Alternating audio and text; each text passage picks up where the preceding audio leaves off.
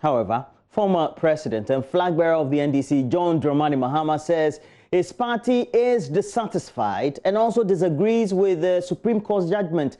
According to him, the NDC is still of the view that the compilation of the new electoral register is, to all end purposes, disenfranchise many Ghanaians. Despite the well-reasoned reliefs we sought, the apex court of our land has given a leeway for the Electoral Commission to go ahead with the exclusion of the existing voter identification card from the list of identification requirements for the registration for the register. My brothers and sisters, we're deeply disappointed and we strongly disagree with the court over this outcome, which has confounded many legal experts and indeed has thrown the whole country into a state of confusion. Our legal team is examining this decision even as we await the full reasons for this judgment. It is also worrying that the court deferred the reasons for its decision to the 15th of July, a date by which time the EC would have been 2 weeks into the said registration exercise. This is not just an NDC fight. It is a fight to rescue the very soul of our beloved nation from the hands of those who seek to impose their will unjustly on our people. Our forefathers founded this nation with the motto, freedom and justice. It is clear today that never in the history of our Fourth Republic have these two lofty ideals been in such short supply.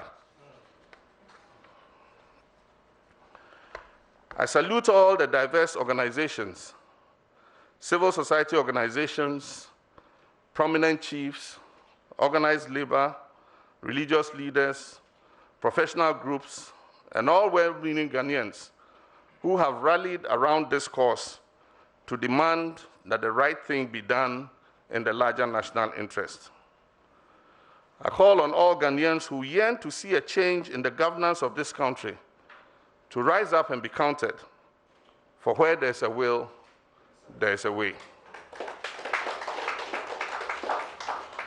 No politically engineered register can save this failed government.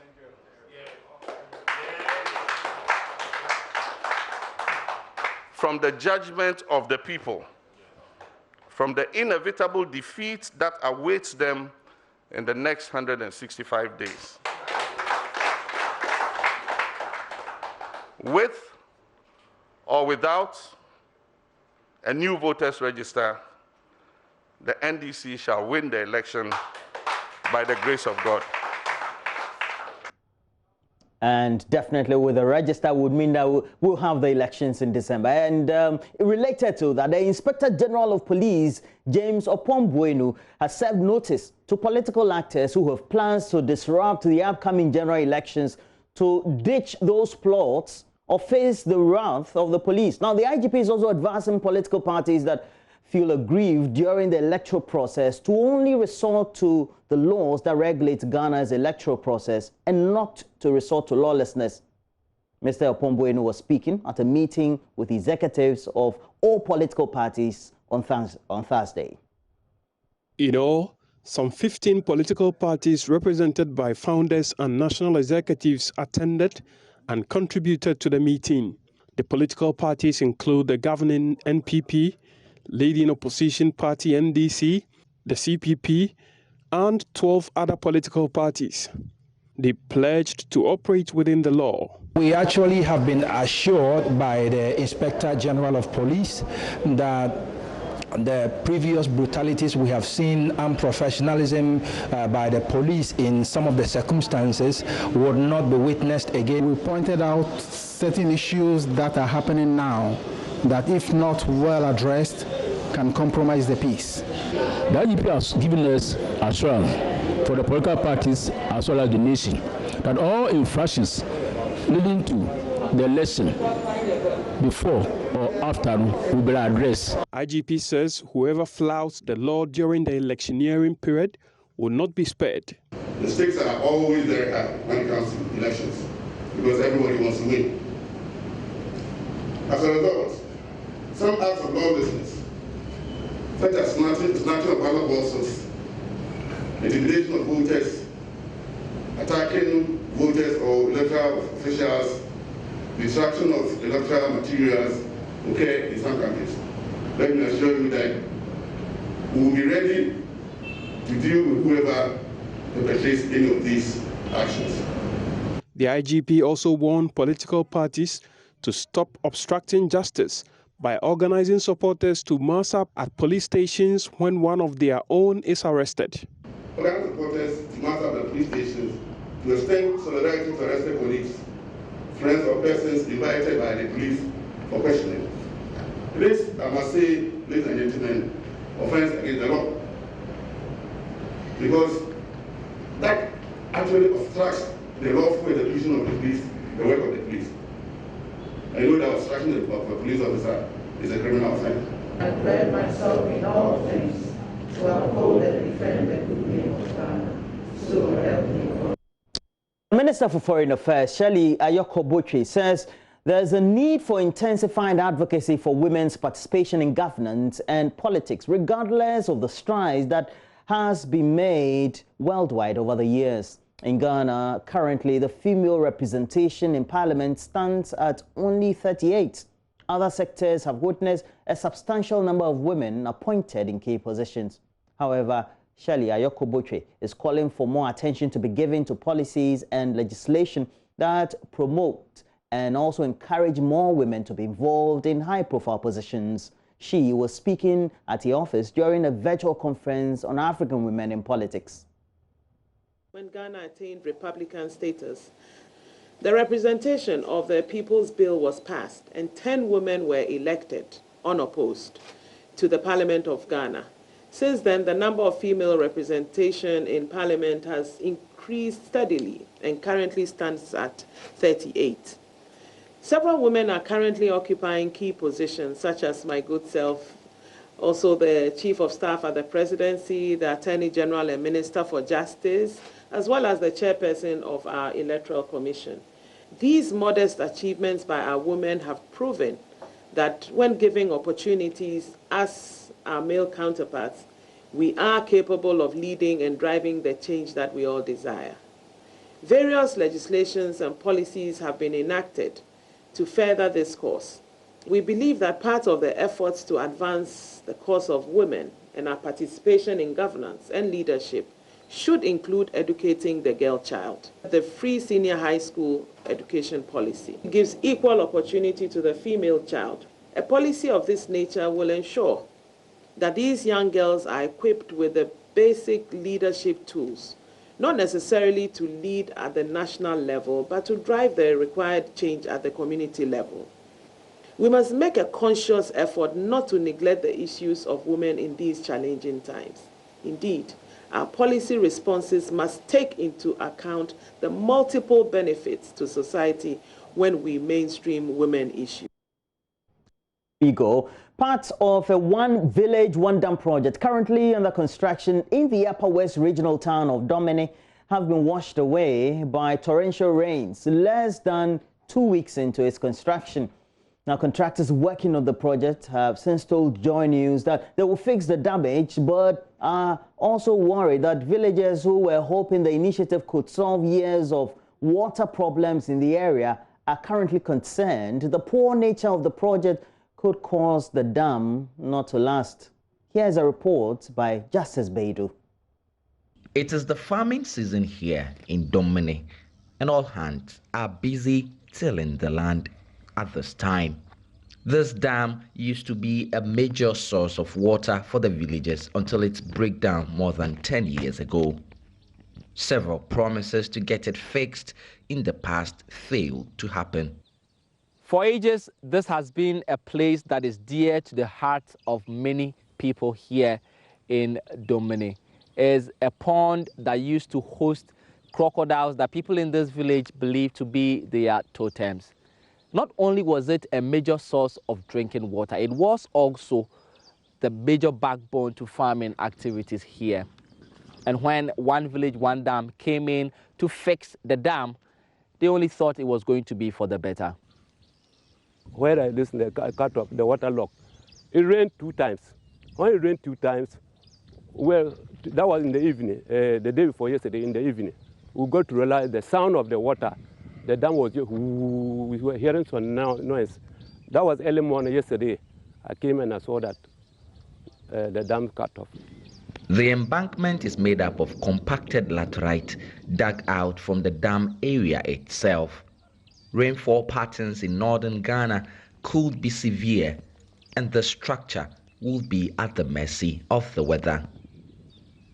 Already in under 2 weeks of its making, the cracks are deep and many, showing gaping holes all over. We really are in need of the dam.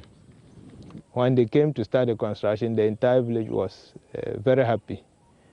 This is, if it is fixed, it will be a major source of water for the community. We will be using this same water to do our dry season gardening. We will want to use the same water to do our construction. Building and other activities have loaded the few boreholes that are within the community. For people here, like 51-year-old Deku Men, this dam could be a game changer. His maize farm lies on the side of the part of the dam that has been washed away. Because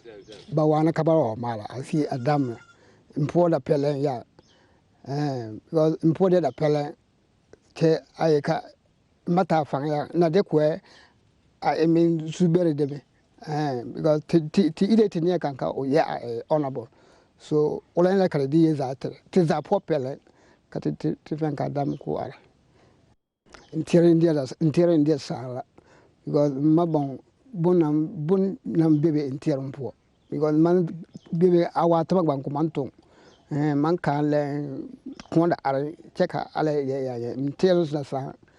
MCE for Laura, Martin Bomba-Ire, told me in a text message that he has visited the area and would get the contractor to work on the damage.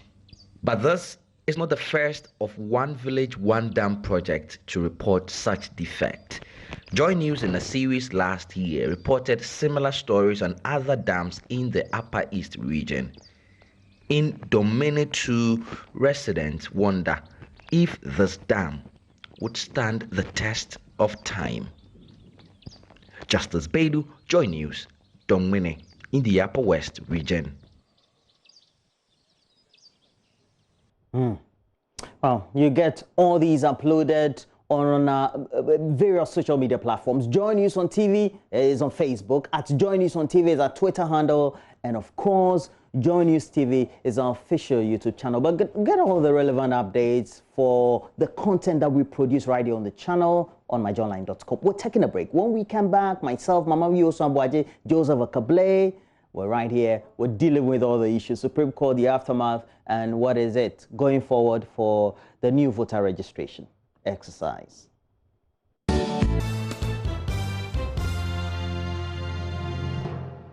And this is beautiful. Today is your birthday. You live in the central regional capital of Cape Coast, Carrick, Adum Nyamiche Queenin, and this is coming from your mother, Vera Winifred Idiam Queenin, and then also your dad, Patrick, and the rest of the family, including your granddad especially, and mom, and the rest, Rhoda, and the rest of the family. I wish you the best for the day. And then also Sunday will be your birthday.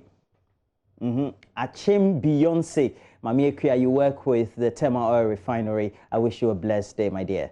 And your lunch on Sunday is definitely on all of us. We wish you all the best for the day. Mama Vio Sabwaje had been reading that ruling summarized before we get into detail. I'm sure had also made many references. All of us have. Otherwise, you can't sit here today. But we'll have Joseph joining us, Mama. Good morning to you. Good morning. I'll give you a second so you can wear your mask, Roland Walker. Great. Yeah. All right. Good morning. If you missed the news, well, you made it in good time. We've got the newspapers coming up. Joseph Akable, our court correspondent who did such a fantastic job reporting for us from the courts yesterday, will join us for the review. We'll ask him all the backstory, the things that happen off air. So, Joseph, let's see if you're on with us. Good morning. Good morning, Mavi. Blazing Gear. Good morning. Good to see you. Roland is all set now with his mask because I'm seated right by you. Yeah, I'm wondering why Joseph is not wearing a mask. Because I'm seated alone. Is that part of the protocol when you're alone? I thought they said when you're in a car, you'll be caught. Public place. Now I'm confused. When you people are broadcasting the news, how do you do? Now I'm confused. This flouty regulation. I think we need to call if you're thinking. Stay confused. But it was good work you did, Joseph. And we all have to say that you exercised a certain level of editorial discretion and caution at some point in time. I won't say it to our viewers, but look, it was very professional. And you're good at what you do. Yeah. You know, thanks, guys. Okay, let's jump into the newspapers. You're doing the Ghanaian Times and the Daily Guide. So let's see, Joseph. Let me begin with the Daily Graphic and then you can come in. Front page of the Daily Graphic newspaper. Banner headline, really, Supreme Court affirms CI 126. Registration starts Tuesday without old voter ID and birth certificates. We know the various interpretations that went on. NPP to acclaim a Kufuor flag bearer tomorrow. Graphic prioritizes national interests, according to the Bank of Ghana governor. Big ups, Daily Graphic. Wednesday's Earth Tremor Geological Survey cautions. It's got details on page 13. We'll touch a bit on that in the center spread, though. Digital system to monitor petroleum depot revenues launched. Cabinet approves bill to decentralize births, deaths registration. 60 immigration officers begin counter-terrorism training. These are the stories in the center spread of the paper. And on the back page, youth clash with military at Patrinsa. Tension is mounting between the youth of Konongo and Aurora Mines Limited at Patrinsa in the Ashanti Akim Central District over issues of encroachment in the mines concession area. The youth, many of whom are small-scale gold miners, last Wednesday, alleged to have encroached on the mine's concession. An attempt by the military detail at the mine to drive the illegal miners away from the concession led to the death of one of the youth. Okay, so details of that story there on the back page. Also, farmers in Gomoa Central receive free oil palm seedlings. And that'll be it, pretty much, what's on the front back center spread of the Daily Graphic newspaper. Joseph? So we can first look at the front page of the Ghanaian Times. It has the story from the Supreme Court. It says, go ahead with new voters register without old voter IDs. Supreme Court rules as a photograph of Chief Justice Kwesi Eninyeboa. It says, police tasked to enforce wearing of masks in Accra. And IGP confers with political party representatives. And Cabinet approves bill to decentralize birth death registration, also on the front page of the Ghanaian Times. We can do the front page of the Daily Guide now. And the front page of the Daily Guide says, no old voter ID, SC throws out tricky NDC. And Baumia announces births and deaths decentralization.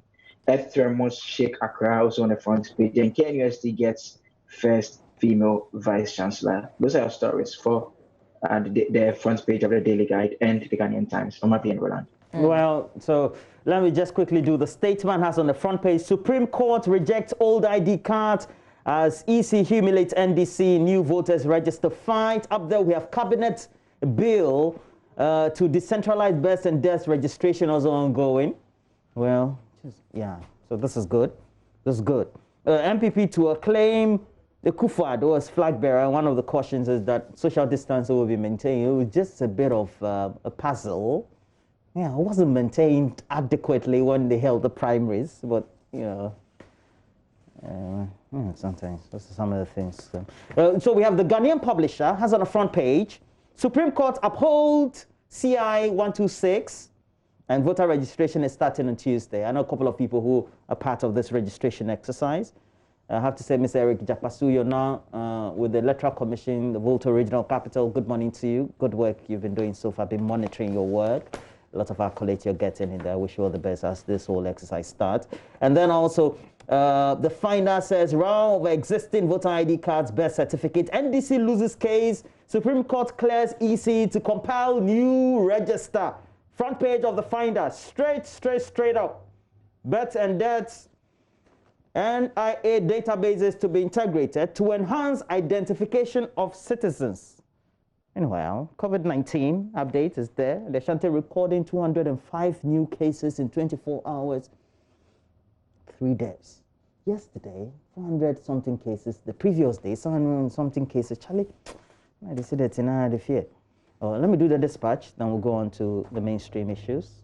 The Daily Dispatch has on the front page, of course, NDC versus EC, the full judgment, all here, right here, published by the Daily Dispatch. I have to say, this is good work by the Daily Dispatch, because none other paper has fully put everything there, and this is good. This is good. Even though we are individually, we'll have it.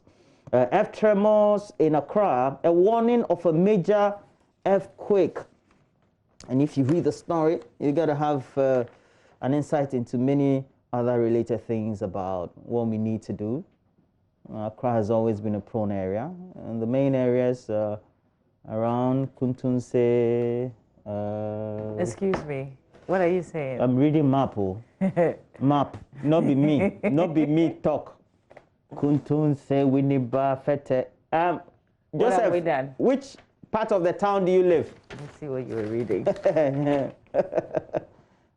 Joseph has pretended not to hear me.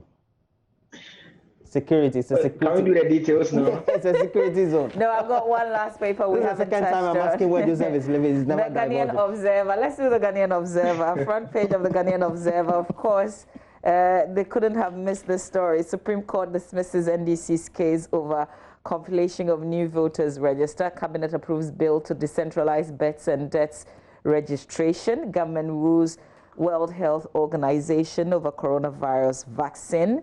GRA moves to block revenue loopholes in petroleum sector.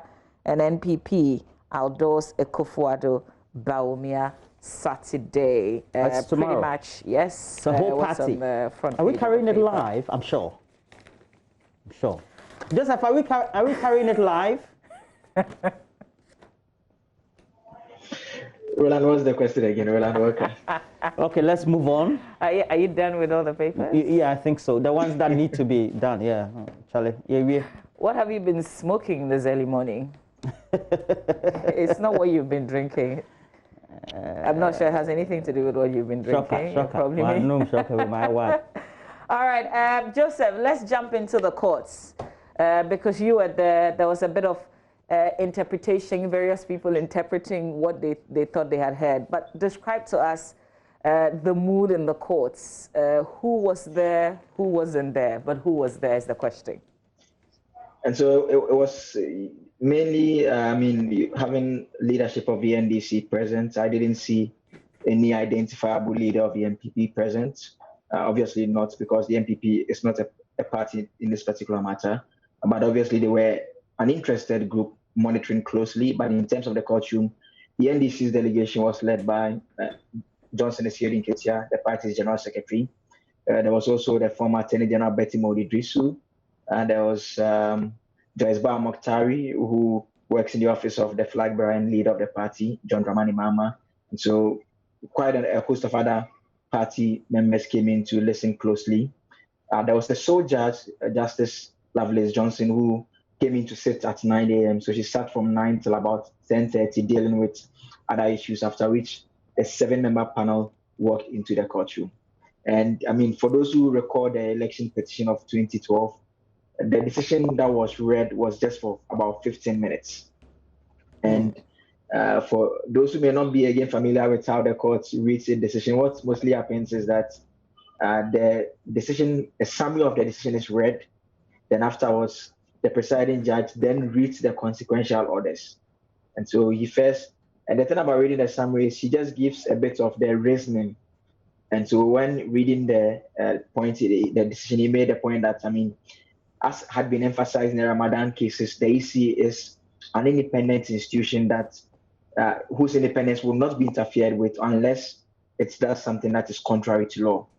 And so the court says that if the AC has two legal options and it chooses one of them, the court will never have any reason to interfere with the AC. It will only interfere with it if it has opted to do something that is contrary to law. And so after reading that, the court granted two of the reliefs of the NDC.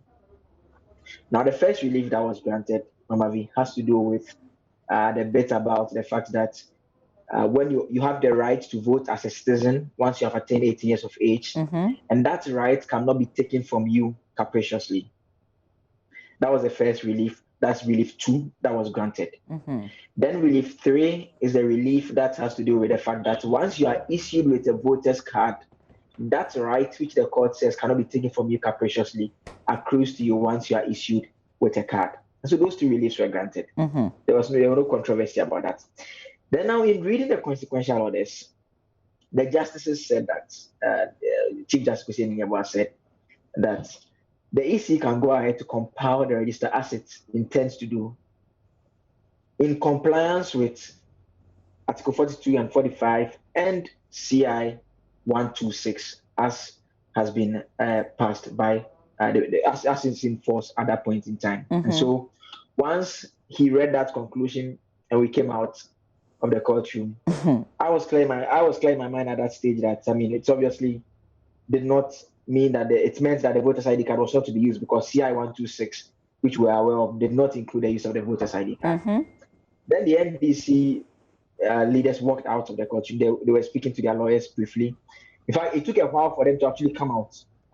More than 20 minutes, actually. They were in the courtroom for a while. And so I actually went back into the courtroom. We were at the public gallery upstairs. And so when we were waiting outside that they were not coming, I actually went downstairs. This time around, there was space downstairs. When I went there, I saw the lawyers. They had all gathered in various conversations. And when I drew closer to them, they were all trying to understand what it is that the court had said. And so I went to the NDC side. They were having a discussion. I moved over to the deputy AG side, Godfrey side, who had told us that he had another case to do right there and then. And so he wouldn't be coming out soon. But he said, once it's in compliance with 126, it's obvious that, the voter's ID card was not to be used. And so we came out, then now the NDC comes out and the NDC grants us an interview and the NDC says, this is what is the understanding that the court says the existing voter's ID card should be used. And so at that stage, I'd opened the various news platforms that we used to communicate to the office and then World Journal. And I'd seen a lot of questions and stories that were being sent asking me whether the AC says the voter's ID card should be used or not. And so at that stage, I took the decision that, it's better we get the order of the courts. And so what was obvious was that, one, the court says the AC can compile a new register. Exactly. Then the AC says it should be in compliance with 126. And so I spoke to the editor that I'm sending a story that indicates that the court is saying that the AC can compile the register. The court is also saying that, it should be in compliance with 126. Then I'll read to you the reliefs that the NDC sought that were granted, which, if listened to closely, will put it in perspective that, the CI we know does not allow the use of the voter's ID card, but the NDC says it is victory for them. Just to put everything in the right context. It was people on social media, and if you go to myjoyonline.com, you'd find the reaction on social media yesterday with the various interpretation, people understanding it the way they wanted to, I guess. And some people even suggesting that the court had to review its own decision because it wasn't clear enough. But I guess after waking up, after all the breakdowns, I guess we're clear in our minds because the former president, Mahama, reacted to this yesterday. Most of the papers, I guess, missed it, maybe because of timing, but we certainly did not. So Mr. John Mahama has accused the NPP of manipulating the Electoral Commission to undertake a registration exercise that will exclude thousands of Ghanaians from voting. This was just hours after the Supreme Court turned down the NDC's request for the Electoral Commission to allow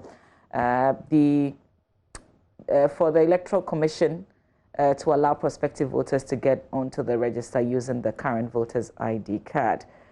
So really, this is where we are. But of course, he called on every Ghanaian, particularly members of the NDC, to get out there and register. So when it comes to the fact that we're compiling a register, Roland and Joseph, the parties would definitely, no matter where the position they took before, they'll get their supporters and pretty much everybody to go out there and register and vote on December 7th. I think it's important that when the reliefs were being read out, once they got to 2, and it said it granted that subject to the fact that all voters needed to make themselves available in consonance with what the CI 126 did indicate, then it means that you have no alternative than to go according to what the dictates or the content of that CI was, based on which we're going to have this exercise. Absolutely. And I just thought that maybe within the climate of the political atmosphere in the electioneering, maybe the political actors in the NDC just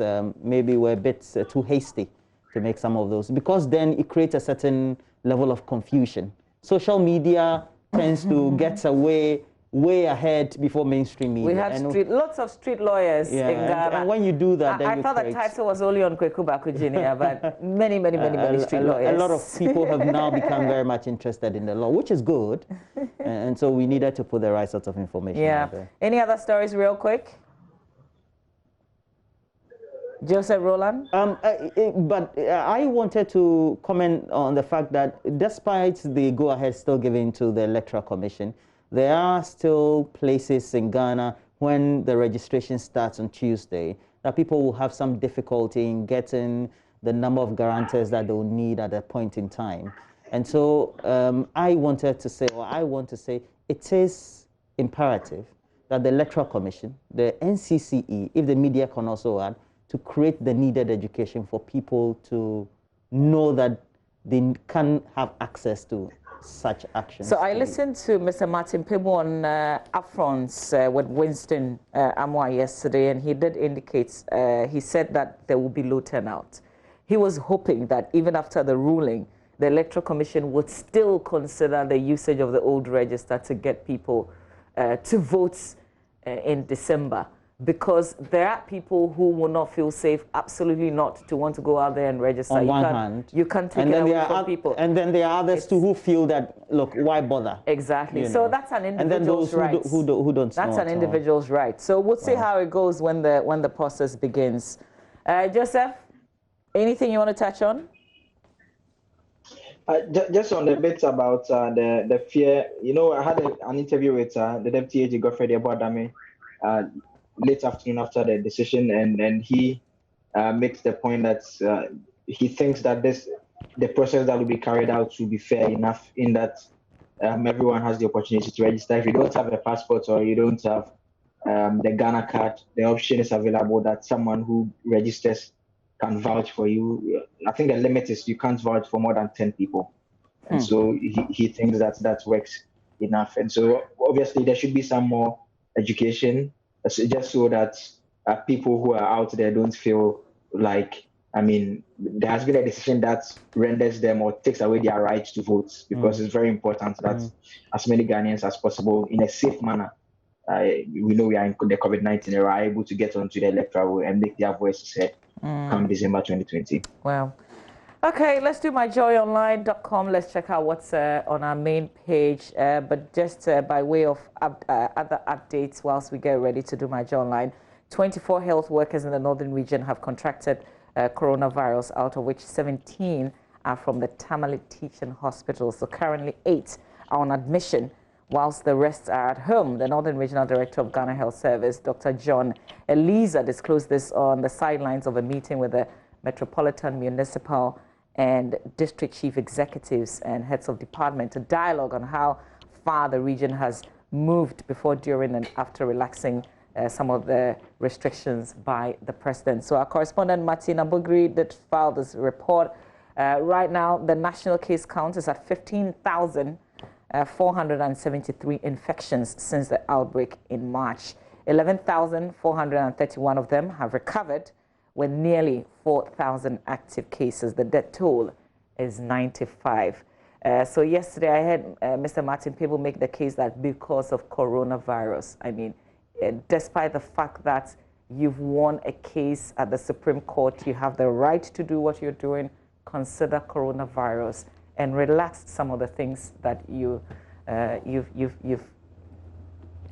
held yourself, essentially, and consider those who would not register, those who will not register in December, allow them to vote using the old register. Maybe that's just a moral reasoning. At the end of the day, it's a law that works. But we also have to clarify that the recoveries are also stroke discharges.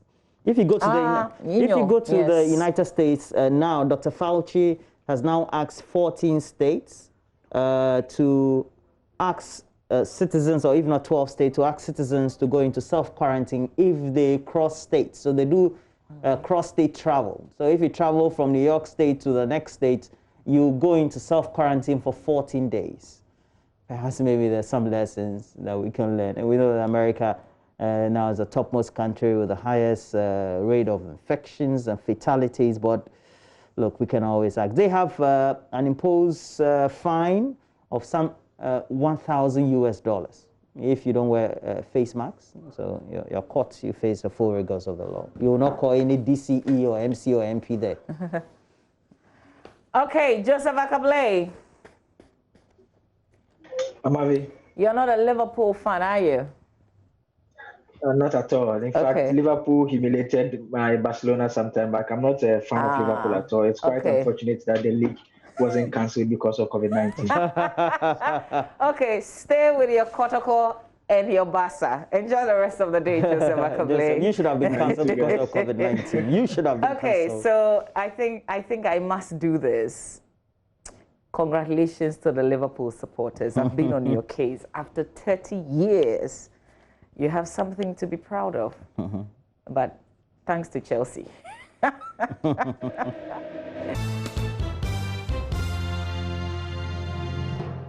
Commission in its legal arguments stated that the existing voter register, which was compiled in 2012 and revised since by limited exercises, has been held by the Apex Court as not being reasonably credible. Deputy Attorney General Godfrey Yeboah-Dame urged the Apex Court not to impede the EC's quest to obey the law. The 7-member panel that heard the case was presided over by the Chief Justice Kwesi Yeboah. Other panel members are Justice Jones Doche, Paul Bafuboni, Sule Gbadegbe, Samuel K. Mafusau, Nene Amegacha, and Professor Ashikote. The court in its decision held that the EC is an independent body and will only be directed by the court if it acts contrary to law. It said the commission can carry out the registration exercise in accordance with CI 126. This CI excludes voter ID card and birth certificates, but allows the use of passport and a Ghana card as source document for prospective voters. The NDC Cecile Ketia, however, had this understanding of the decision.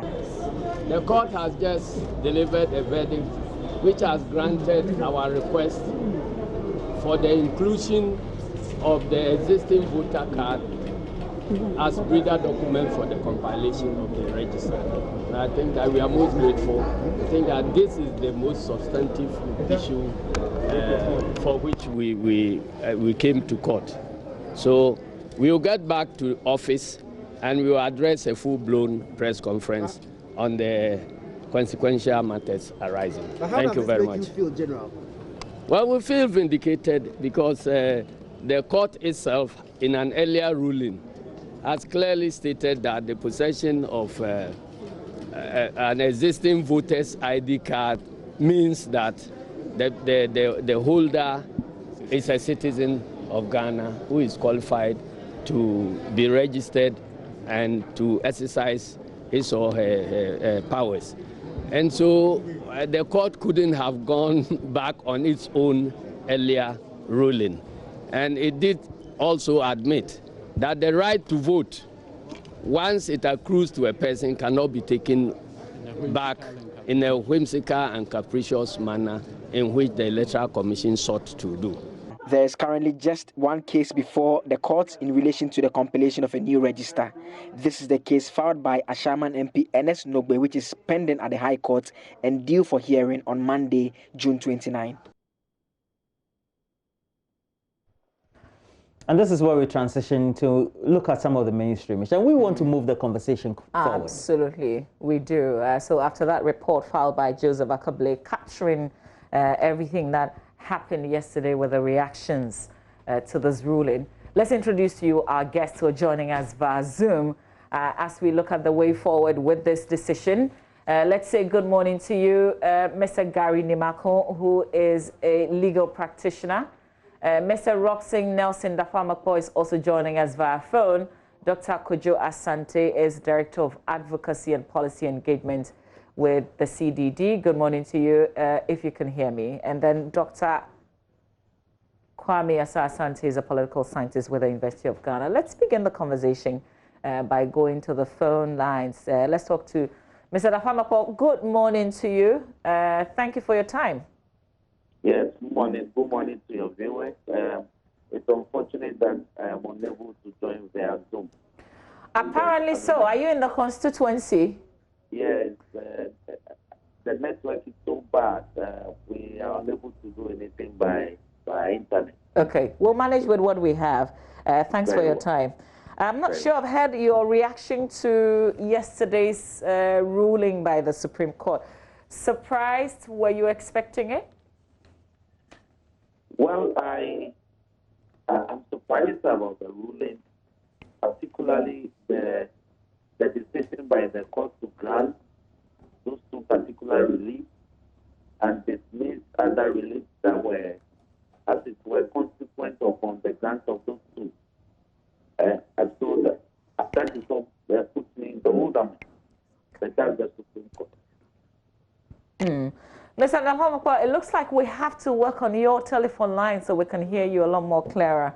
It's a bit difficult hearing you. So let's, guys, let's drop the line. Let's try and raise him on another line and see if we can hear pretty clearly. In the meantime,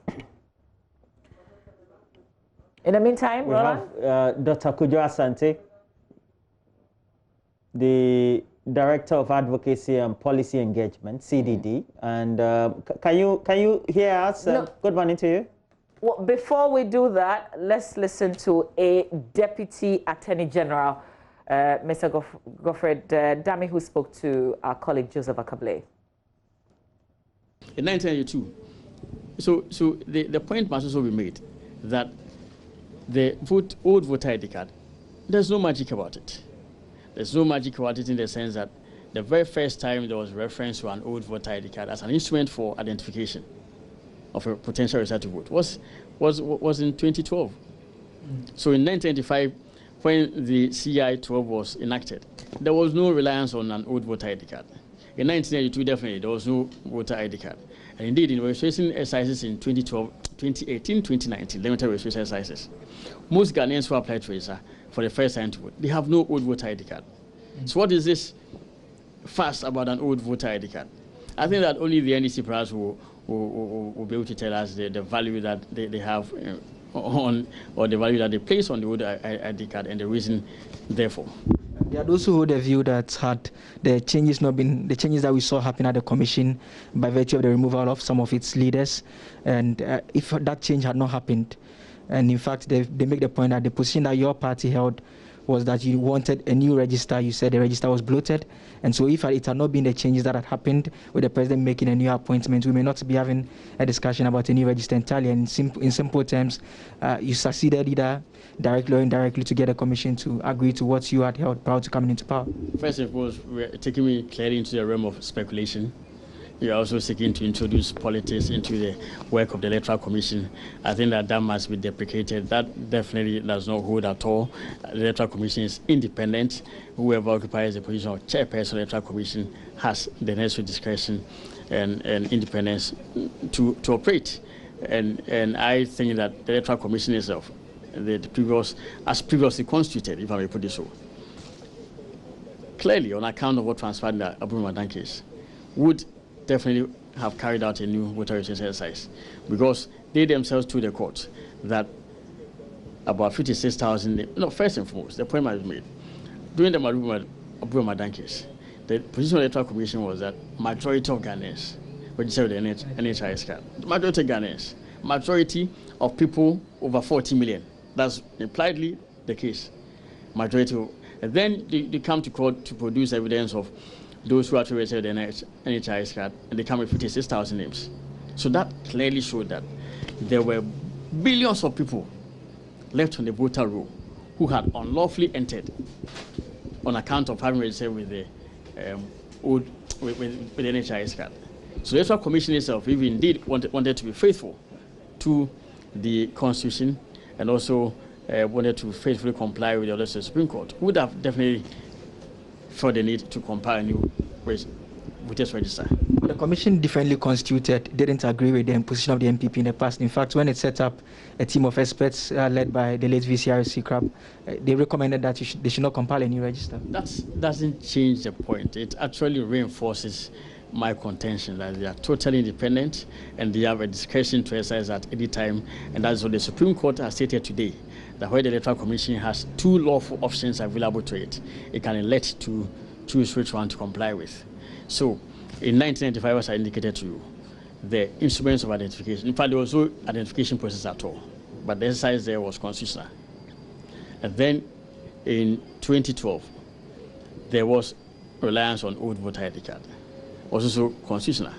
And then 2020, the Electoral Commission decides that in the spirit of ensuring that the sanctity of the voters register will be upheld, there's a need to eliminate the use of the old voter ID card. And the Supreme Court has held today that is constitutional. So I think that we must be careful in imputing motives to the Electoral Commission the way they conduct their functions. The most important thing is that three decisions of the Supreme Court, Abu Ramadan number 1, Abu Ramadan number 2, and the decision today have upheld the independence of the Electoral Commission. So those decisions are very consistent and the Supreme Court perhaps ought to be applauded for maintaining that consistency.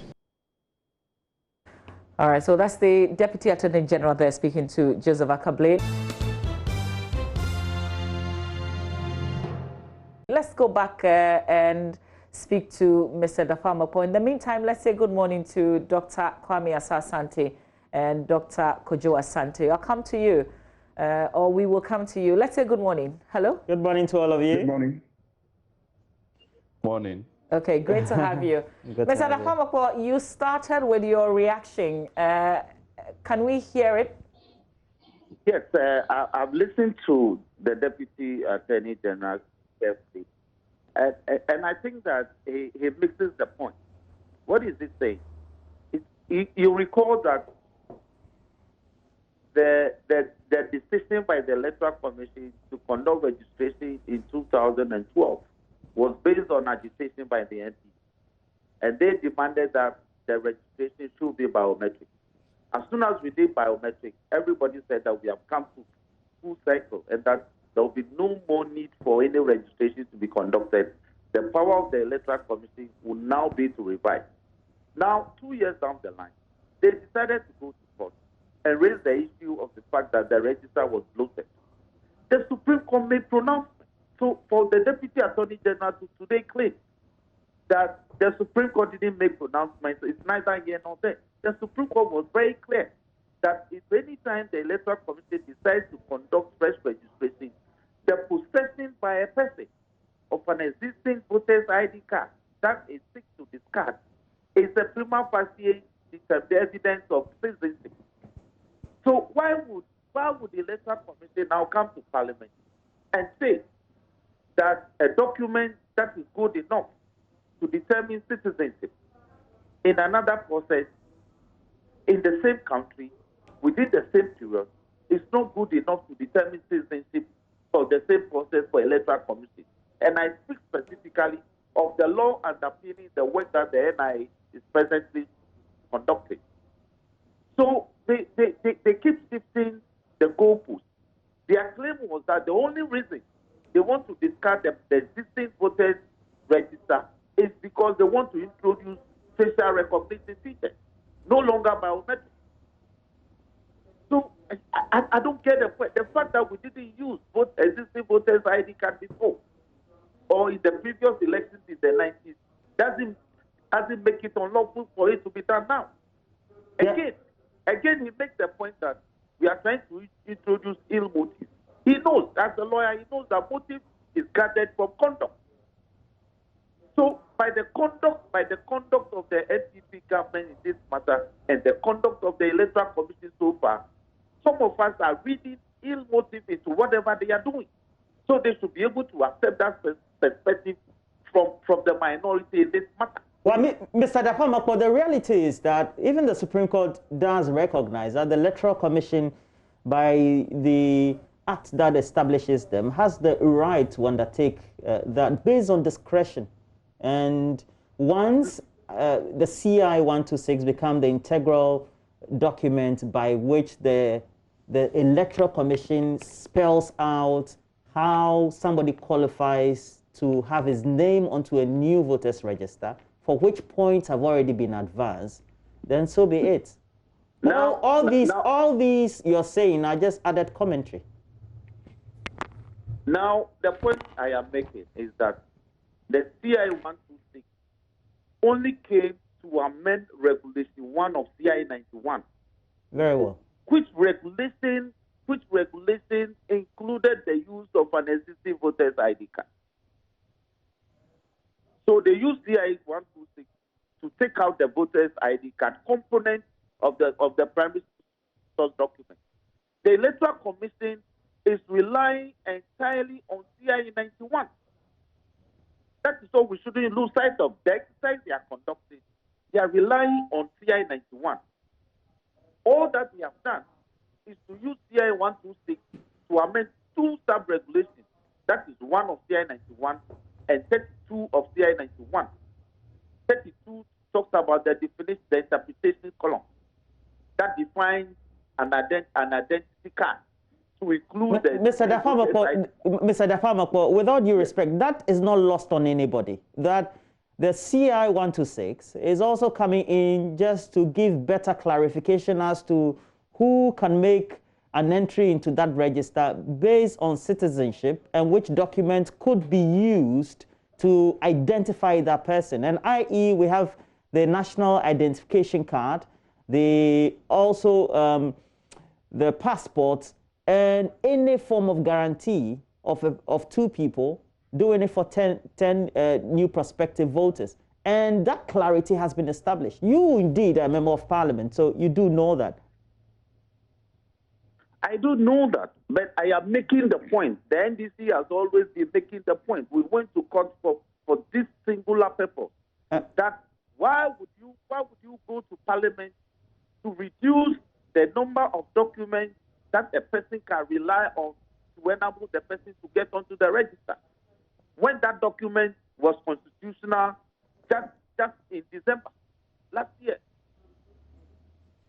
Mr. Nahamako, let's engage your other colleagues who are with us. Dr. Kwame Asante, if you can hear me, where are we with this whole process towards election 2020 with this court decision yesterday? Matter is settled now. Once the Supreme Court has pronounced on that, that's the end.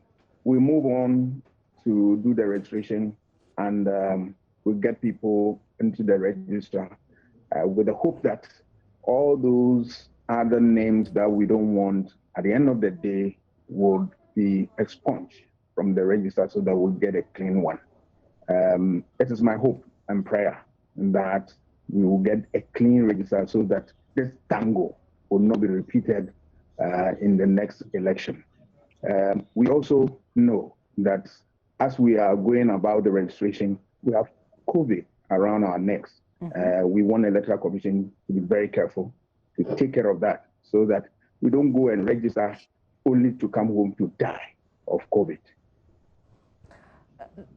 Dr. Kojo Asante, I remember you saying, I think, was it sometime in April, you were concerned about the timing of this whole process before the election itself, and you are looking at the Electoral Commission looking for more innovative ways to compile this register. With this, can you hear me, sir? Dr. Asante, can you hear me? Yeah, I can hear you. Okay, great.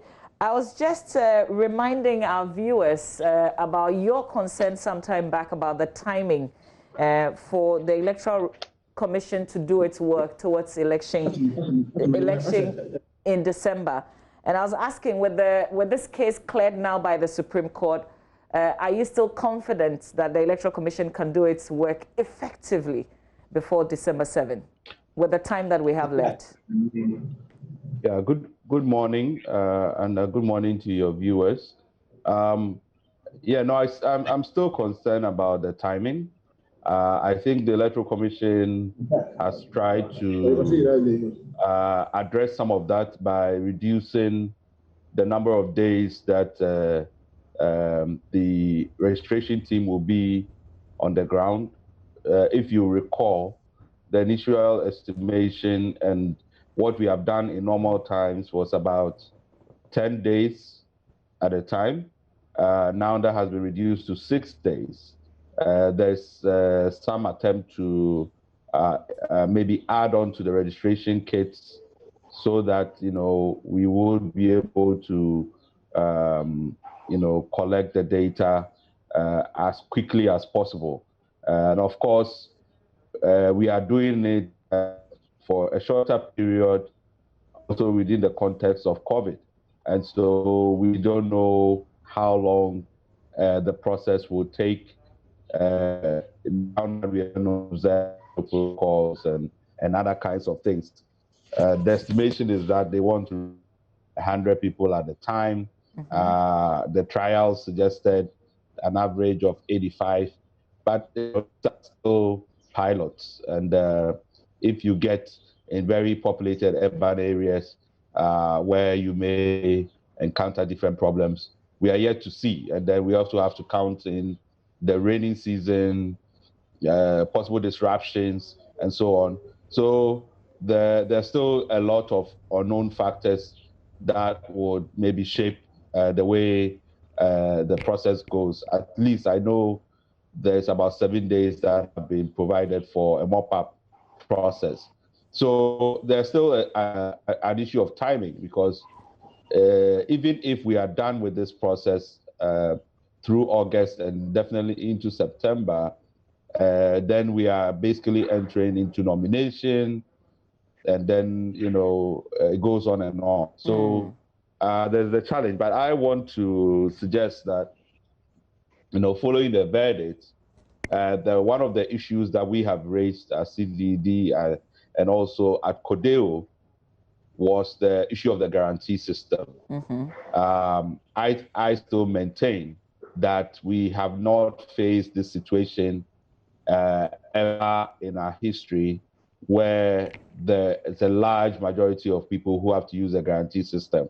I know that the Electoral Commission has made the point, and the Deputy Attorney General has made the point, that in the limited voter registration exercise of 2019 and so on, the majority of people used the guarantee system. But I have to recall that these are first-time voters and therefore unlikely to maybe have any formal identification.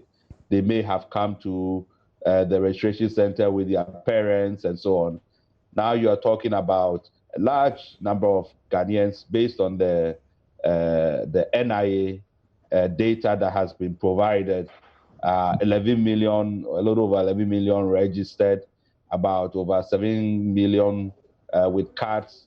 There was about 3 million cards that they were trying to distribute before the registration exercise starts. So even if your conservative estimate, you still have about 8 million people who have to use the guarantee system, and that if the care is not taken in terms of the kind of education and protocols, and then the security that has to accompany that process, you are going to have in very competitive seats where MPs are also trying to gain an advantage, a lot of challenges with that guarantee system. So I think that if there's anything that the EC should be doing now, is really laying out a very intense public education in these few days in the run-up to the registration exercise, laying out what exactly should happen around the guarantee system. I also would like to see the National Election Security Task Force. I know it has been activated at district, DISEC, and also at the regional level. The national has to come out, meet with the political party leaders around particularly the guarantee system, because they need to get the parties very much involved to make sure that that process is properly done in a peaceful manner so that it doesn't cause any problem. I would also like to add that one of the other things that should happen in the next couple of days is a clear communication on the movement plan, the clusters that are going to be used for the registration. I would have loved that, this would have been publicized in the graphic or state and other, the website of the Electoral Commission, region by region, so that people get a sense of which polling stations will be activated in the 5 phases that are to come.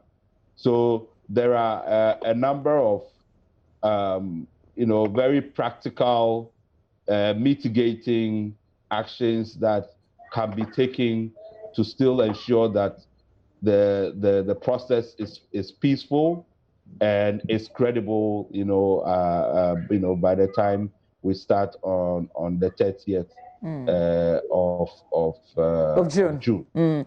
Let me say thank you for your time and welcome to the conversation, Mr. Gary Nimakumafo. Just wanted to ask, not necessarily for your reaction to the court's ruling yesterday, but some people have said the EC and, for that matter, the Attorney General would have to be magnanimous, because there are still people who may not show up to register because of the times that we're in. Coronavirus is still with us. We're still recording increasing cases. And that's why there must be a consideration of the old voters register, even in the face of this ruling yesterday. Good morning, and good morning to your listeners and the panelists, distinguished panelists, which we have assembled them this morning. That will be an absurdity. That is an impossibility, that in the face of a Supreme Court decision, Electoral Commission can run counter, to it and do whatever that it seeks to do. That is an impossibility. EC, by so doing, if it does that, by any way or imagination, will be in contempt of the court. And that will be a very serious matter. So it's not possible. Once the decision has been made, it brings finality to this whole dispute.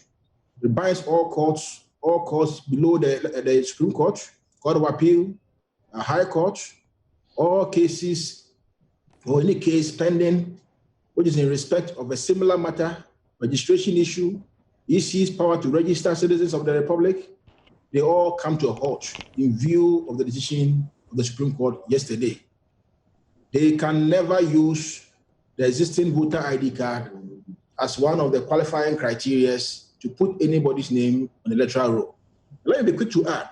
I heard my learned friend, Dr. Mapo, saying that the Supreme Court is shifting positions, because in the Abu Ramadan, it indicated that the voter ID card is prima facie evidence of citizenship.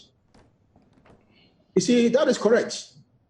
But you see, prima facie evidence does not mean that you are a citizen of the Republic. When the court says that voter ID card is prima facie evidence of citizenship, it doesn't mean that you are a citizen of the Republic. It means on the face of it, we can say that you are a Ghanaian.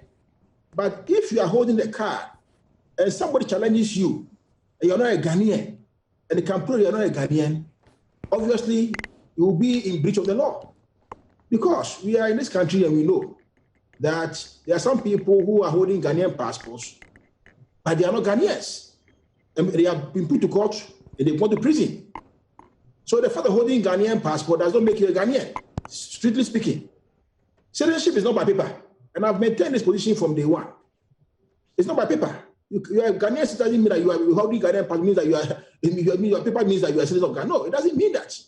So even if you don't have anything at all, you don't have a passport, you don't have a national ID card, they are saying that you can present yourself before the registry officer, let somebody guarantee for you, and then put your name on the electoral roll. I do not see how EC can deliberately decide on its own to disaffiliate anybody in this instance. I don't see how it can be done. If they do it deliberately, that somebody comes there and is a Ghanaian, and then you say that you will not let the person register because they don't have anything, EC in itself will be in breach of the law. Okay, well, point made there. Now let me go to Dr. Asante. There's now a leeway, the open way for the Electoral Commission to practically undertake this. Indeed, the guarantee system seems to be the only choice for people outside jurisdictions who don't have access to the two primary documents. How should one, comportment, cooperation of community people, and two, the main identifiable institutions within the jurisdictions where we're going to have the registration be, so that people are not turned away who should be people who have their names in the new register? I think the EC has an answer to this. I believe that for all these weeks, they have been able to put things on paper and they are now going to implement. It's my hope and prayer that what they have in mind will come to pass so that we will not have confusion at the registration centers. Because take it or leave it, when you get the process wrong, you are going to create all manner of problems. And I don't think the EC is ready for that kind of battles. Let's see what happens, and then we'll take it from there. Dr. Asante, the considerable issues of timing become important here because we're racing against time. Now, in border areas where we do know people live on the other side of the fence and really are supposed to be inside at a time when we need them, what should we be doing? And what should be the responsibility of MMDAs that also are within those jurisdictions? Yeah, thank you. I think for me, those are the practicalities that we have to now pay attention to, because as I said, in a few days, we are going to start the process. And if the process doesn't get off to a good start, normally it signals problems down the line. I know a lot of the operational people at the EC, they have a lot of experience, not just in Ghana, but outside of the jurisdiction. They've worked in very challenging places, in the Sudan, in Nigeria, in other places where, they know how to handle logistics and try to do their best on the ground. But with all of those kinds of preparation, you still need the public support and public education, because often it's just the misunderstanding about the protocols that can create confusion. And that misunderstanding, can happen even for the presiding officer who is supposed to be the EC's representative. So you need to really engage in a mass education, in local language, to let people know what exactly are you supposed to do around these guarantee systems, particularly in the border areas where people might challenge people on their Ghanaianness, right? So what are you supposed to do as somebody, who is trying to get somebody to guarantee for you? I mean, one of the things, and I have to make the point here, that I don't think, nobody can persuade me that a guarantee system is a superior system for guaranteeing whether somebody is a Ghanaian. I mean, you are talking about getting 2 registered voters to guarantee for up to 10 people. So, 2 registered voters can tell you that these 10 people are Ghanaian, and if nobody challenges it, they will be on the register. I think doing that on a mass scale is just problematic. and I don't see how you get a credible register after that. But, you know, let me put that on the side. I am focused that this is the law of the land. This is what we have to work with. And we need to get through the registration process in order for us to implement the rest of the calendar. So let's educate Ghanaians. You know, you can always challenge somebody, but if you have to challenge the person, there's a process for challenging. And so this is how you should do it. And that communication has to go out as best during the weekend that is coming. Hopefully, even the churches, you know, can help. The mosque can help so that people come to get understanding. Even if we start the process, the education must continue so that people get to understand that these are the ways in which you have to, pursue this process. So that's really for me the main concern. Yeah, Mr. Dapamakwa, are you still online? Yes, I'm here. Yeah. Now that you are a party man, besides you being a practicing lawyer, you then need to augment or complement what the actions of the electoral body should be and the other quasi-judicial quasi-state institutions. What do you think these actions would be? Now, I am already on the ground, and we've gone through these processes before. The practical difficulties are some of these. One, even where the Electoral Commission officers who conduct the registration, we are now trying to identify those places because we are in the rainy season. Two, the other practical difficulty is that, look, during the NIA registration, a similar formula was adopted for people to guarantee for others. They demanded money. And let nobody tell me that it doesn't happen. It happens. And it will happen again. Three, the EC is adopting a cluster system. And in addition to adopting a cluster system, they are also adopting a pooling system. What that means is that when they come to my electoral area, for instance, in Chanakbe, in the Southern District in Tongo, they are putting all the registration centers at one place. And they are doing so for a limited number of days. So the reality is that when EC says that they are going to register for, say, 40 days, they are actually going to conduct registration in the various registration centers for about 6 days. Then they move to other areas. And that is what a lot of people have not adverted their minds to. So people are not going to have the luxury of looking for a convenient time within a 40-day period to do that, or a 30-day period to do that. They actually have a limited number of days, which is 6 days. And the calendar has just come out. So I think that the EC should review the calendar, because I agree with you that between now and Tuesday, we should run very vigorous campaigns in terms of educating the public as to what to do. And on top of this all, does the EC think that they will be able to observe the protocols, the COVID-19 protocols effectively? It is not merely sufficient to say, I have supplied the PPE. Schools have just reopened. I've just gone around. Some of the schools that government assured that they will supply the protocols and by the PPE, the supplies are in a shortfall. So if a school has, for instance, 1,000 students, what has been supplied is about 800. And I know that when you are supplying materials on such a large scale, certainly you may not be able to supply everyone. Is the EC also going to supply the persons who will come to register, or the people who intend to register must bring their own, must wear their own protective? These are some of the matters that should engage our minds, not interrogate before Tuesday. Okay.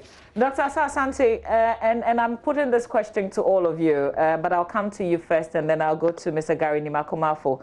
There's persons who say, you know, when what we all witnessed over the weekend with the NPP primaries and the fact that in the jubilations and excitement, some people simply, in fact, many people forgot about the fact that COVID-19 is still with us and didn't appreciate any of the protocols that has been preached that we should observe.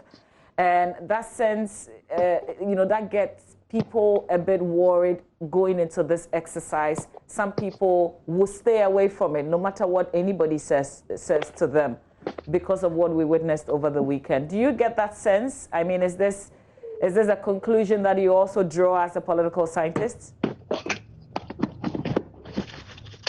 Yeah, yes. I mean, I think we have to be very worried about the public health risk that we are going to be confronted with. I think just people are going to be indisciplined regardless of, all of the warnings.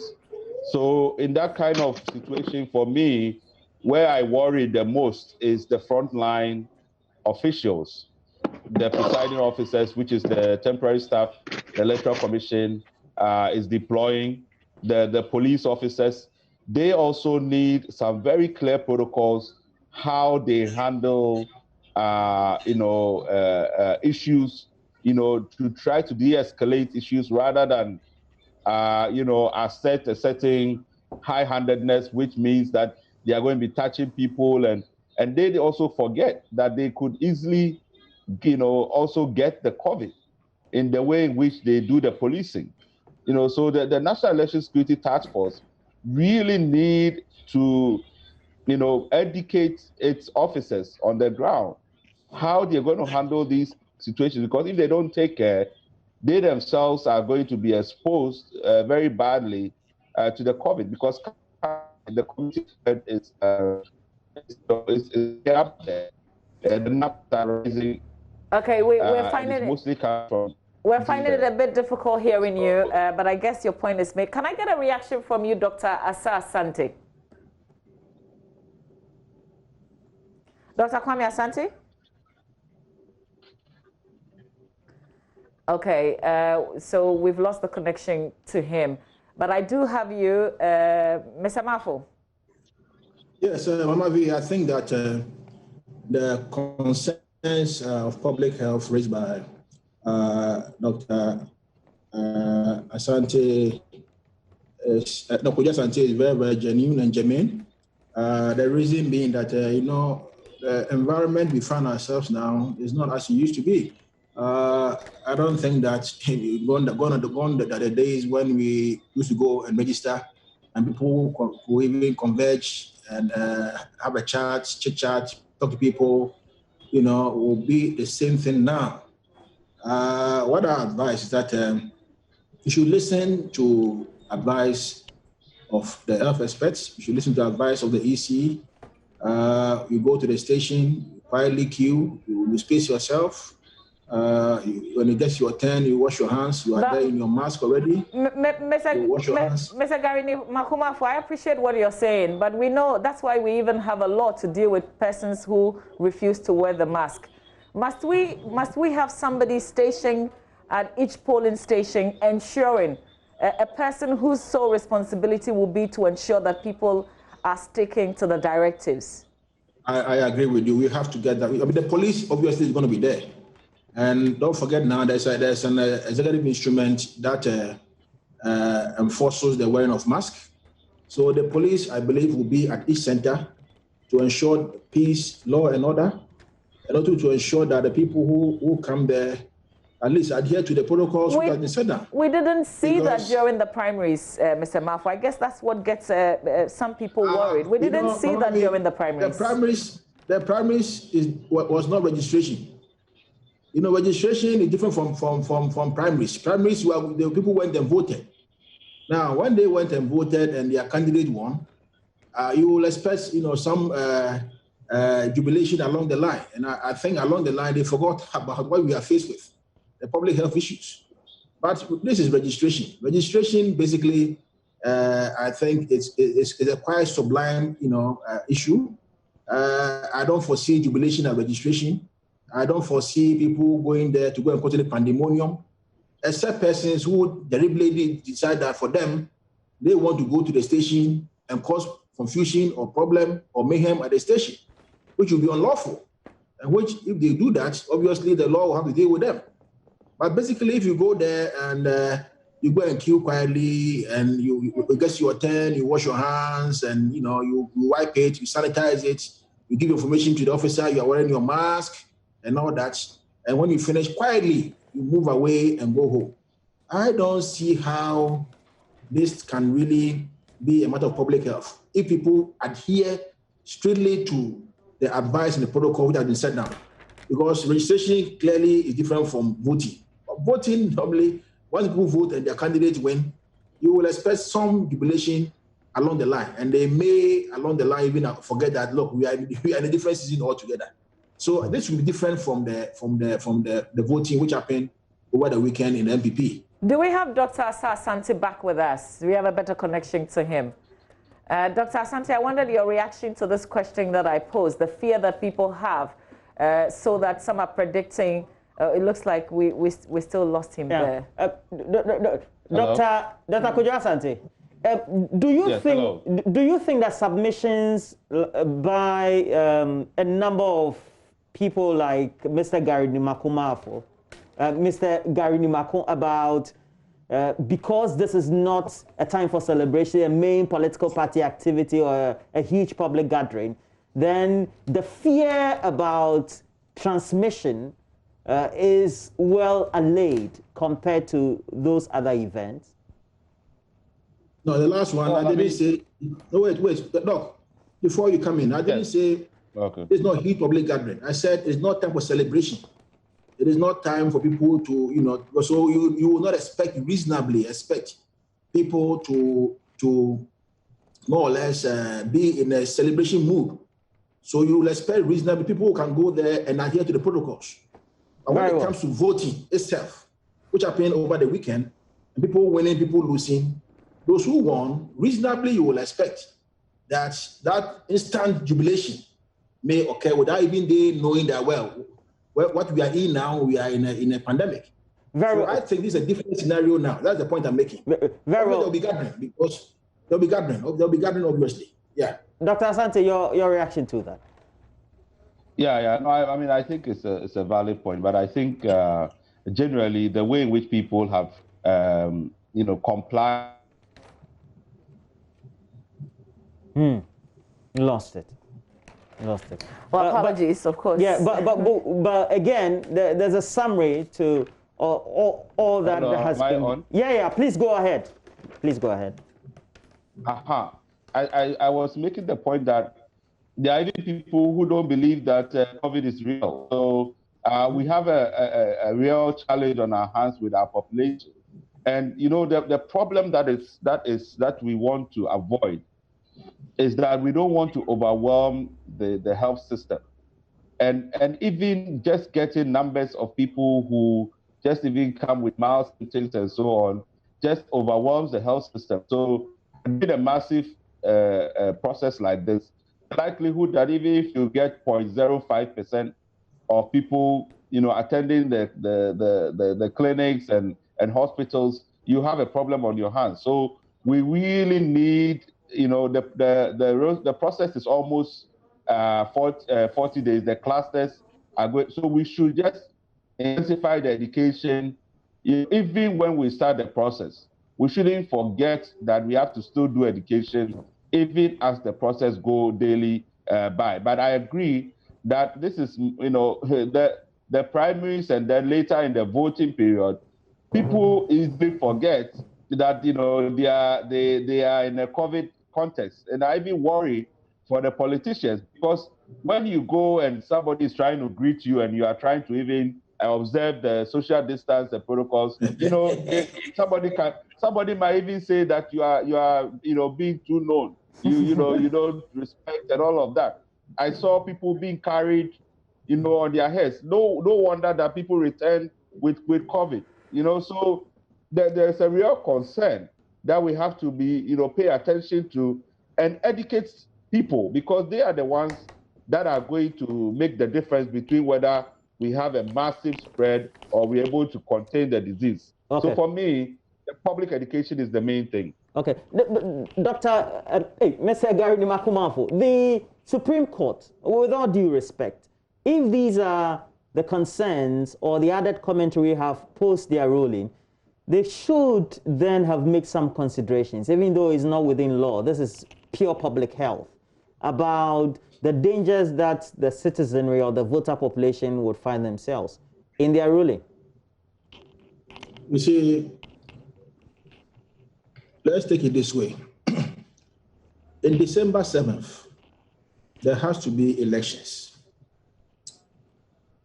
January 7th, 2021, there has to be a swearing in of a new president or a continuation of the existing norm and new parliamentarians. Now, if there has to be elections, there has to be a voter register, pursuant to which elections will be conducted. Without the voter register, there can be no elections. Without elections, it means that January midnight of 7th, 2021, there will be a constitutional crisis. There will be no president, there will be no parliament. Now we are faced with this crisis. What do? There has to be a decision to make. Registration must be carried out because EC, which is the sole body to conduct registration, tells us that the voter register that they have, they want to do a new one. So what do? We have to now be careful of our own environment, of our own circumstances, and ensure that within the context of where we find ourselves, election can still go on. Can you imagine you wake up January 8th, and then the term of the president had expired, and there's no president, no, January 7th, there's no president, there's no parliament. What do? So it is not an easy thing. This situation that we are faced with, it means that all of us must ensure that we play our role to adhere to the advice that has been given to us. Okay. It's very crucial. Do we still have Mr. Dafamako on the line with us? Yes, I'm here. Okay, great. Fortunately, the three of you are all lawyers. I want your take on this. Your take on this next question, and I'm picking this from the consequential orders from yesterday's ruling, where the court says that by these decisions and by virtue of Article 132 of the Constitution, any court in which same or similar action is pending or yet to be filed shall apply the decision rendered by the Supreme Court in these consolidated suits. Mr. Dafamako, what's your understanding of this? My understanding is that the Supreme Court is, by this consequential directive, requesting, as it were, all other courts, especially the High Court, where some of these matters are pending, to determine the matter in the manner that they have determined yesterday. And that, for me, is a bother, particularly because it amounts to an interference of the judicial independence. You see, the principle of judicial independence does not simply say that there should not be interference from outside of the judiciary. But where there's an incidence of an internal interference of judicial processes, that also amounts or attacks the doctrine of judicial independence. And it's a big worry. The Supreme Court should have given that such a directive. Let the matters travel in those courts. If an aggrieved party comes up, which eventually may end up in the Supreme Court, you have an opportunity to deal with it in the manner that you want. In any case, the law already is that, pursuant to the doctrine of stare decisis, decisions of the Supreme Court are binding on all the other lower courts. It's non-negotiable. So, no, I don't think other courts will conduct their cases to detract from what the Supreme Court had decided. Okay, real quick, Dr. Kojo Asante, with this said, what's your expectation? There's one more case that we know at the High Courts that was filed by Ernest Nogbe, the MP for Ashaman. No, I think Mr. Dafamako has already explained that basically what it says is that if there's any pending case, basically the Supreme Court decision is binding. It's a reference point. If on any matter that is similar, they will be guided by the Supreme Court's decision.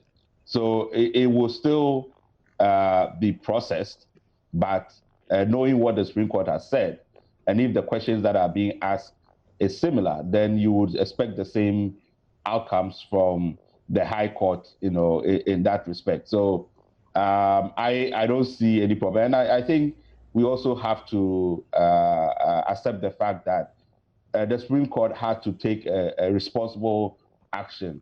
There's timelines involved in this process. So you don't want litigations that still come to disrupt a process that we all understand is time-bound. So Dr. Asante, when it suits them for policy purposes, they can make a certain decision, but there are people who are also... No, I think these are practice directions, which is proper in terms of ensuring that the court is able to play its role, because you also cannot... I mean, it's the same reason why the Supreme Court has to consolidate the cases that were coming, because there's an effect. Whatever the Supreme Court, whether it's the delay, can completely disrupt the system and create a constitutional crisis. So I think the Supreme Court is very much aware of that. It is within its rules and within its practice and within the processes of the judicial traditions for this to be done. And I think for me, from a public policy perspective, that is the right thing to do. Otherwise, we are actually opening up ourselves for even more very bad effects if we don't discipline the process. Well, Dr. Gary Dimakumafo, I by and large agree with the submission of Dr. Asante. You see, I respectfully disagree with my learned friend Roxanne Fiamapo that the Supreme Court, by giving the presidential order, sought to interfere with the work of the High Court. I disagree with him. You see, how is the Supreme Court interfering with the work of the High Court? But if style decides, the Supreme Court decides on the matter, it depends on all lower courts, Court of Appeal, High Court, Executive Court, or whatever you might call it. Now, the court itself, Supreme Court, is a policy court. It's a policy court. And the court will ensure stability in the system. Now, you have a situation whereby litigants might file all sorts of frivolous cases at the High Court to derail the work of the Electoral Commission. While this matter was pending, I was reading another matter at the High Court with an injunction attached to it. And like Bob said, this exercise is time-bound. If he already is late to conduct this exercise, filing all sorts of cases against the EC at the High Court, the system must be sanitized. So the position is that any court with a similar issue before it should be guided by what the Supreme Court has decided. Essentially, it's useless. It's a very fine way of ensuring that the system is sanitized. But EC can go ahead and do its work within the time frame given to it. All right. Well said. Well, gentlemen, we thank you for your time. I was just going to say that it's useless now to go to courts with any issue that's close to what has happened already, because we know the results, the outcome of that. We thank you for joining us. Dr. Kojo Asante, Director of Advocacy and Policy Engagement with the CDD. We had two lawyers also joining us. Mr. Gary Dimakumafo right there, thank you for your time. He's a private legal practitioner. Nelson Roxin Dapamapo, who is a member of parliament and also a legal practitioner, also joining us. Apologies, we lost Dr. Kwame Asante, political scientist with the University of Ghana, very early in the conversation. But that's it. We hope that we've actually moved this forward, a bit now, and you have a clearer understanding. I think what is clear from the conversation is the fact that there needs to be a lot more education after this battle. Well, we will be back with a lot more. Stay with us.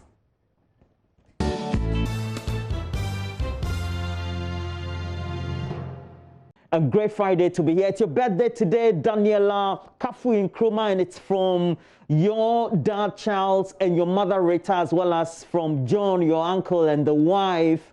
and we all say have a blessed time, but it's all because we have great goals for the year. We had them at the beginning, but the first 6 months have been disrupted. COVID has truncated and permeated our lives. But how do we reset ourselves for the next 6 months? And that's why we want to speak to a transformational leadership coach and then also a counseling psychologist and head pastor of Transformation Assembly. And the Reverend Bishop Dr. Fred Crunchy-Mensah is right on stream. Good morning to you, sir. Good morning, my brother. Yeah, you love my accolades. How are you today? I'm great. I'm great. I'm giving you a lot of accolades because our audience needs to know that you're the right man for the job. But there seem to be too many. I'm having headaches right now. Don't worry, I'm an African. But ultimately, we also do know that 6 months towards the end of the year would mean that we need to reassess ourselves. What should we be doing straight away? I mean, let's not kid ourselves. We're in for great business. Right. Thank you very much for putting me on and giving me the opportunity to be a blessing to your viewers. Unfortunately, like you have been saying throughout the morning, COVID-19 has interrupted a lot of people. COVID-19 has messed a lot of plans and a lot of goals, but it should not stop us. You see, problems are part of life. There are things that we don't plan for. There are things that we don't bargain for. They may happen along the line. You see, I tell people when you go to the doctor's office and you check the monitor that shows your heartbeat, when it is a straight line, what it means is that the person is dead. When it is zigzag, it goes up and comes down. It is an indication of life. So as long as we have life, troubles may come. We may have interruptions, but it should not stop us. What we need to do, the psychologists will call it reconceptualization. It's a big word that simply means to look at it from a different angle, to see the good things in it. For me, one of the good things that COVID-19 has produced in my life is that I have had a lot of time to spend with my family, my wife and kids. My kind of job always sent me out of the country, but for the past 6 months, I haven't worked in that dimension. So I have gotten to spend a lot of time with my family, and I have built proper and deeper relationship with loved ones. So we can all look at the good side of every bad situation. So straight to the point, what should we do? We have to reset. We have to go back to the drawing board, and we have to set new goals in consideration of the new normal, as they say. You see, goals are very, very, very, very important. Goals are so important. A man without goals is like a driver without a destination. That means when you start out in the morning, you start your car and you are going out without a destination. What it means is that you're going to waste your energy, you're going to burn fuel without having a specific goal, a specific destination. I don't even know where I'm going. So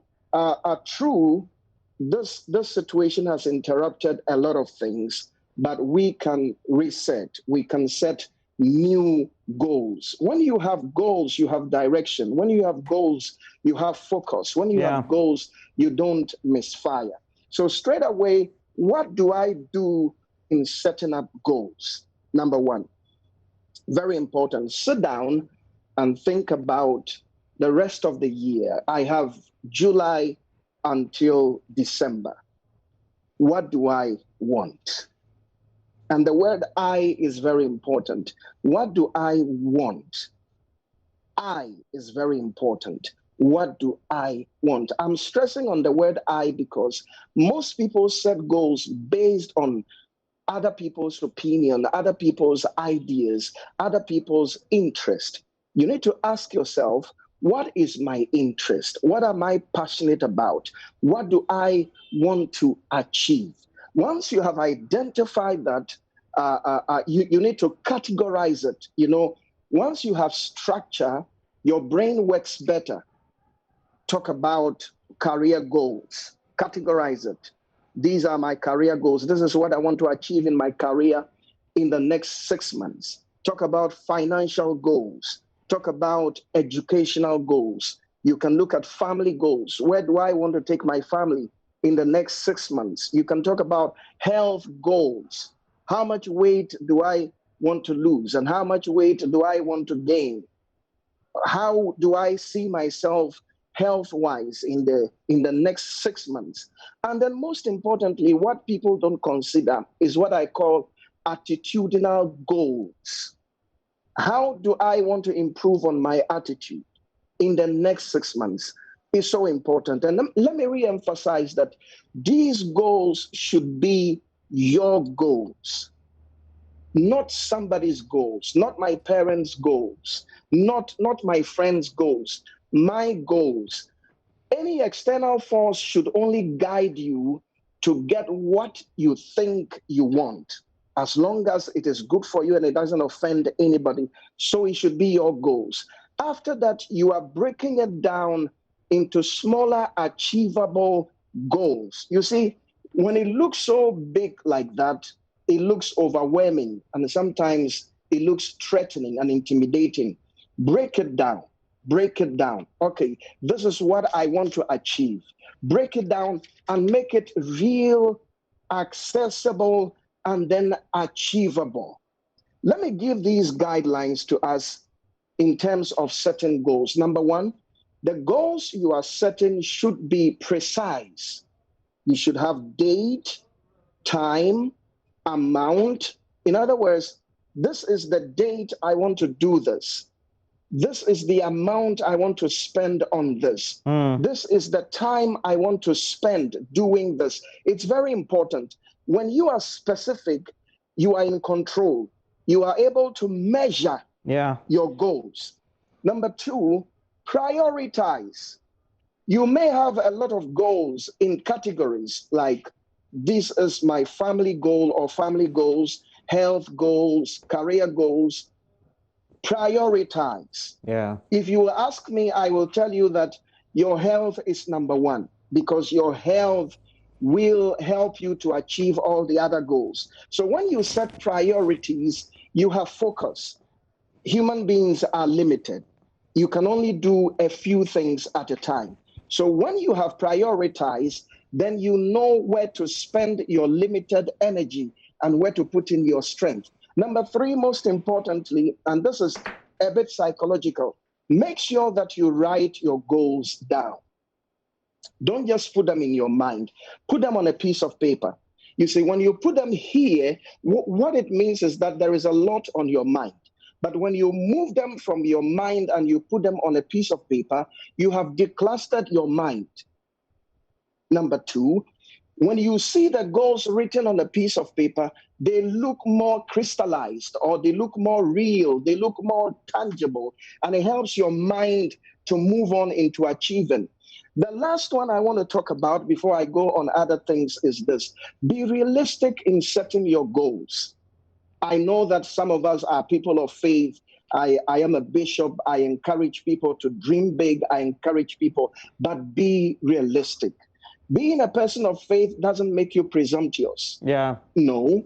Or it doesn't make you overly ambitious. Be realistic. I mean, if you work in a place, your salary is 1,000 Ghana at the end of the month, don't have a goal of building a skyscraper in the next 6 months. That is going to deflate your confidence, and that is going to worry you. So these guidelines, we have to look at it. Now, and then most important, yes, speaker, please. And as we wind up the summary of these, there's always one thing. When we're setting our goals, the financial aspects of what the achievement should be for the year become very integral. And we know that a lot of people have lost their jobs and all that. How do we reassert ourselves within the goals that we want to set for the rest of the year? So that takes us back to being realistic. Okay, you know yourself.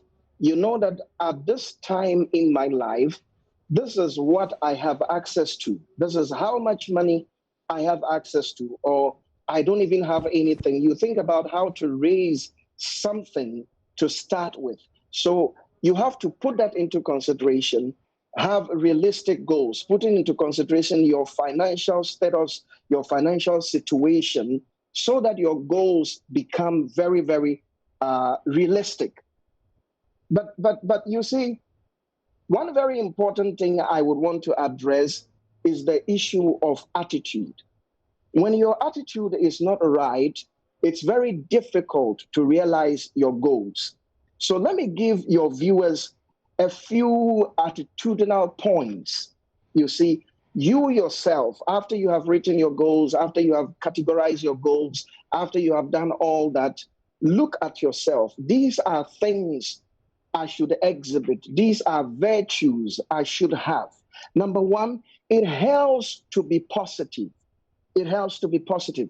You see, because we are coming from a situation, because we are managing a world situation, there has been a lot of negativity around. And when you are coming from such a background, it is likely that you will be negative. But I counsel that we should be cautiously positive. Now, I'm qualifying it with the word cautious. We need to be cautiously positive. Staying positive releases your potential. And when I talk about staying positive, I'm talking to the people of faith that you should build up your faith. It takes a lot of faith. It takes a lot of faith. And once you have faith, you should also be patient. See, when you operate in positivity or faith without patience, you will create troubles for your mind and your general health. Patience is important. Good things happen with time. So be patient, be persistent. You see, go after it. Don't give up. You may have issues. You may have opposition. You may have troubles along the way. Just keep going on. Keep on doing it. As long as you are on the right path, keep on doing it. And lastly, you may fail in some ways. Be self-compassionate. Love yourself enough to forgive yourself and give yourself another chance. May God help us to be better, do better, and have better in the next 6 months. Well, thank you very much. And Reverend Crunchy helping us with that. And we know that we've had a lot of take from this, but it's where we have to go for a break. Not before we do this. Graphic Communications Group Limited has started a courier service. They are joining up next.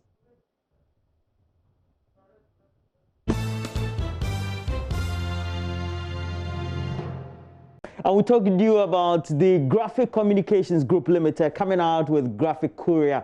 Very easy, does it, you know. And Carl Ahiajiro is Chief Operating Officer for Techmax International Ghana joining us. And good morning to you, Carl. But look, what should we be looking forward to in relation to this new initiative by Graphic Group Communication or Graphic Communications Group Limited? Good morning and good morning to your viewers. Yes, I think the public should be looking forward to an innovative courier service from Graphic Corporation. This time the service is more enhanced, technology-based. We make it very, very convenient for our users. And it is a very fast and easy way to transact delivery and courier services currently with Graphic Courier. And joining the conversation is Kwekwo Fosu. He is Sales and Circulation Manager, Graphic Group, Communication Group. Now, Mr. Fosu, when we say courier and delivery service, what really are we talking about? Well, before I come to your question, I would like to give a background information. And it's got to do with the strength of the Graphic Communications Group, which we have leveraged on for the past 70 years to jump into the courier fray. We have been publishing newspapers for 70 years, and we have a wide coverage area throughout Ghana. So we realized that we have a strength in distribution. A courier thrives on distribution. So based on that, in diversifying our business, we decided to go into courier so that we can deliver parcels and any other thing people want us to serve them with to the doorsteps of any place they want. So basically, the courier services we are offering is that we are leveraging on our strength as a business to deliver parcels to the doorsteps of our customers.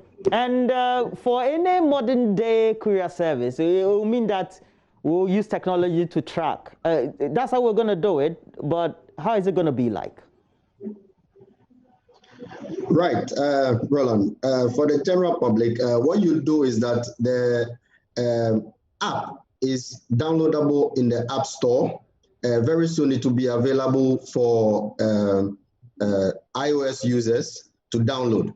Once you go to the App Store and you download the app, you can sign in using your credentials or your Facebook credentials, or you can decide to use it as a guest.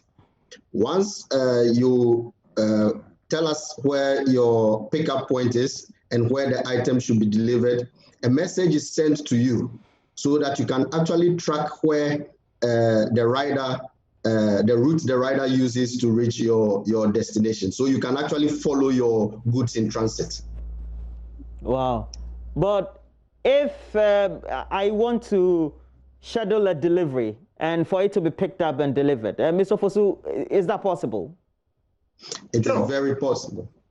Right. You know, once you download the app, you select your pickup point, select the first delivery point, and then you have the option to add even more delivery points.